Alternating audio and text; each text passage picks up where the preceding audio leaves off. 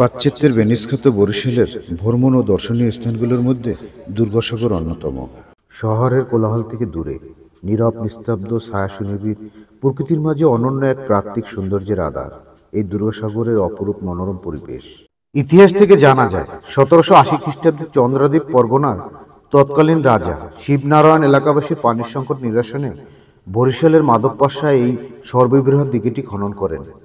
রাজা শিবনারায়ণের মা দুর্গাদেবীর নামকরণ করা হয় এই দুর্গাসাগর দিঘির।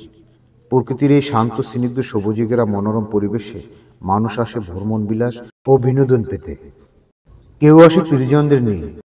চিড়িয়াখানার আদলে সংরক্ষিত আছে বন্যপ্রাণী খাঁচায় দেখা মিলবে উট ও বিভিন্ন প্রজাতির পাখি।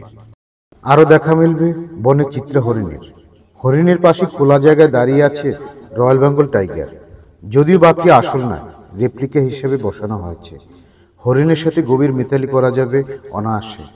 মায়াবী হরিণের লাজুক চাহনিতে মন কেড়ে নেবে বিনোদন প্রেমীদের। প্রকৃতির মাঝে বেড়ে ওঠা পাখিরাও আড্ডা দেয় শান্ত স্নিগ্ধ সবুজ প্রকৃতির মাঝে। পাখির কিচিরমিচির শব্দে মুখর থাকে এই দুর্গাসাগর দিঘিটি।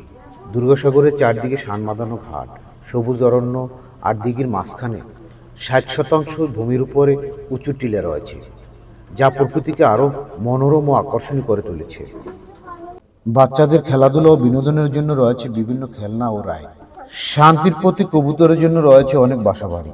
পর্যাবর্ষল রাজা শিবনারায়ণ এই দিঘিটি খনন করে আজও চিরস্মরণীয় হয়ে আছেন ইতিহাসের পাতায়।